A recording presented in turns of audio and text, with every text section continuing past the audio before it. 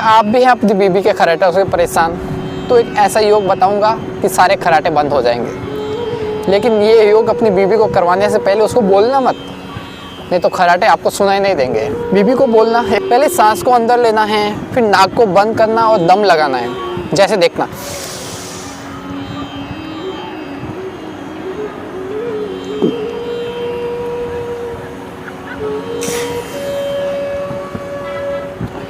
ऐसा आपको continue 2 minute तक करवाना है और ऐसे करवाते रहेंगे तो आपकी बीबी के खर्राटे बंद हो जाएंगे। अब ये वीडियो आप अंत तक देख रहे हैं तो मतलब आपकी बीबी खर्राटे लेती है। अब इस वीडियो को आप दूसरों का शेयर करो और मेरे पेज को सब्सक्राइब करो। हरिओम।